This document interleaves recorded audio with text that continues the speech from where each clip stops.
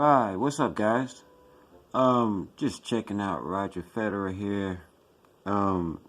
We all know he has probably one of the best forehands to ever come about. And it's just so smooth.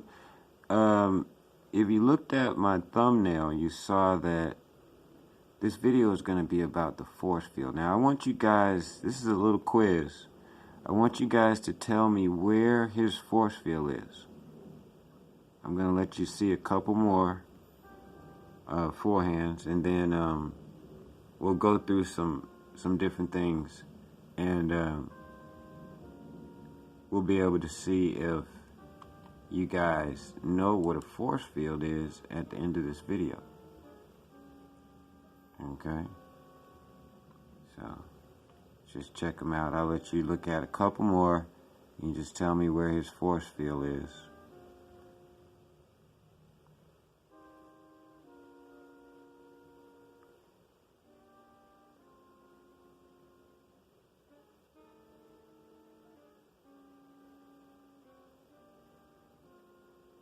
Stays on his toes, right?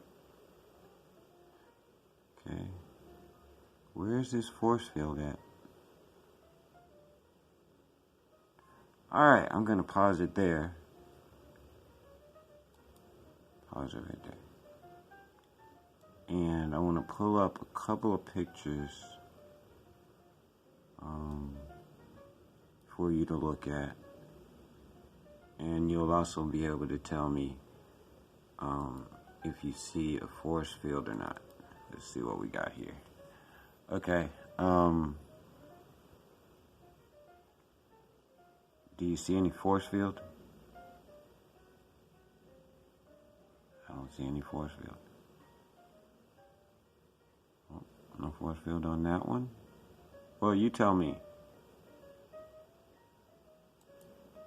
Okay, let's get another one up here. Is there a force field here? I do see a force field. Let me show you where it's at. It's right here. Your force field is in your hand. And the reason why I call it a force field is when that ball's coming, you can't let the ball get past your hand. If it gets past your hand, you're late. A lot of people don't know that. They have their hand out there, but they have no idea. This person right here doesn't know why he has his hand out there. See what I mean? A lot of professionals don't. So, you can't let this ball get past your hand. And actually, you see the way his hand is positioned downward? If there was a light shining off his hand, it would be shining on the ground. So that's why I know he doesn't really know why his hand is out there. He probably thinks it's for balance or whatever. But actually, his hand should be pointing at the ball more. If there was a light on the inside of his hand right here on his palm, it would be shining on the ball, not on the ground. See that? All right, let's go to another example. Let's pull up Roger again. See if he's doing it. Wow, look at that. Isn't that amazing? One of the best forehands in the world. And you can see here, he's a little late. But even with him being late, he's still paying attention to what? The secret. It's the force field. That ball's not going to get past his hand. And you can also see how if he had a light shining off of his palm, it would be shining right on the ball. You see that? Even though he's that late on it, he's still got the secret. Not many people know this secret. Alright, let's go to the next example. I just kind of mixed up some pictures just to see. Okay, professional tennis player. She has, you can tell she has no idea what to do with that hand, right? Isn't that amazing? She's almost literally gesturing that I don't know what to do with this hand right here. See that? This should be all the way over here. And you can also see that she's not looking at the ball. So what is the force field? The purpose of the force field is to establish your contact point. This looks like it's at Wimbledon. She's not even looking at the ball, and you can see that she's late because her contact point should be out here somewhere. See that? Maybe even more out here, more out there somewhere. Okay, so there you go. Let's pull up another one. See what we got here.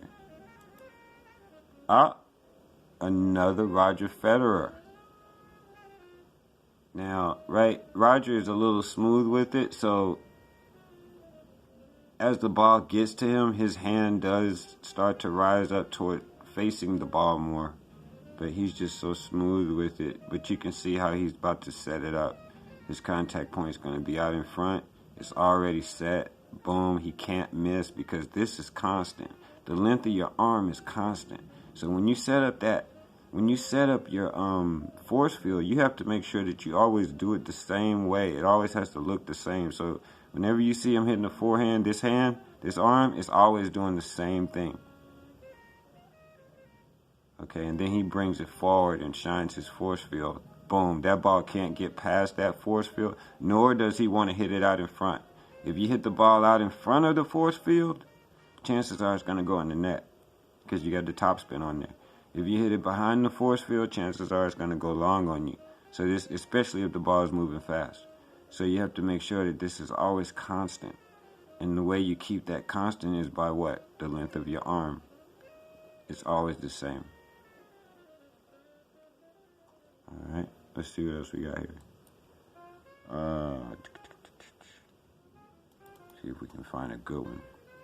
This is a pretty good one. Now this guy, he hits with an open stance.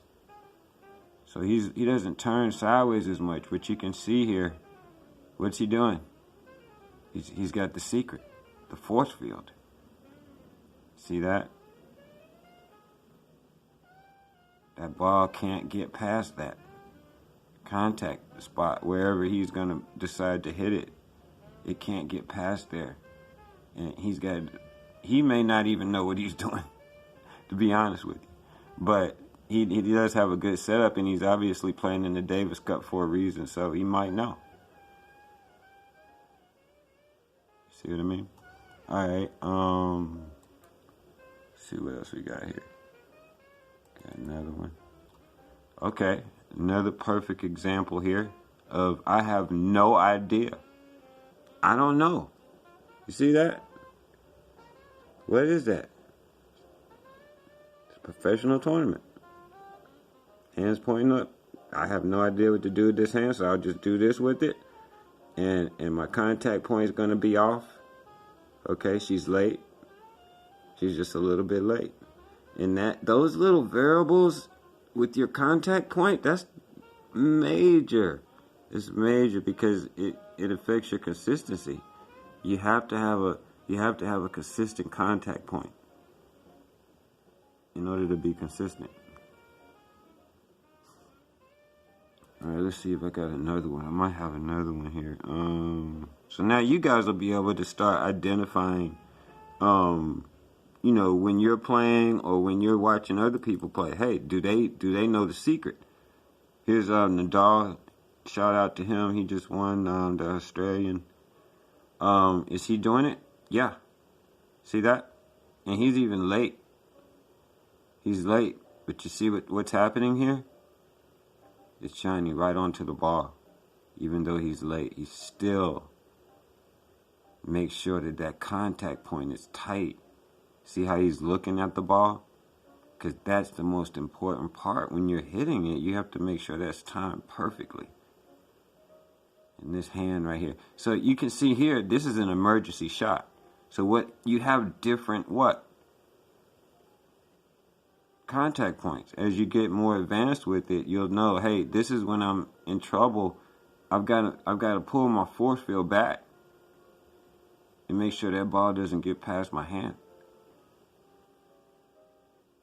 So as you get better and better with it, but initially you should have your arm extended and a little bit off to the side, whether you're left or right-handed. and then down towards where your contact point would be. You don't want to have your force field extended up here somewhere. You see what I mean? You want to make sure that it's, see how it's shining down towards this contact point. Alright, let's see what else we got. Here's another one. Oh, caught somebody else that doesn't know what they're doing. See that? That wouldn't be Serena Williams. That's Serena Williams. You see what I mean? Now, has anybody ever mentioned this? It's almost as though she's saying, I don't know what to do with this hand. Right? See what I mean? Alright. That's my girl, though. That's my girl. Who else we got here? This is how most people start out. You see what I mean? So you're starting out. You don't know what you know that this is supposed to be out here, but why? And so now you're gonna learn how to play tennis, and you're gonna not really understand why you're inconsistent. It's because your contact point is always all over the place. All right. Let's go with a couple more. Up on it. You see that? Now I can tell. I don't need to see him hit a ball live. I already know that he can ball. You see what I mean? I already know that he can ball. I can look at the way he's set up down low. Okay? And also, the main thing that I'm looking at is what? He's got this force field tight. That ball is going to go in the court. You see what I mean? Perfect. And do I have one more? I might have one more. Let me see. Oh, okay. Okay. So, I'm glad I saved this one for last. So, so this is a disaster waiting to happen. You see what I mean? This is you can just look at it and tell now, right? So that's what I want you guys to start doing. Start identifying that first. You know, when you go to your team matches or your tournaments, look at other kids or look at other adults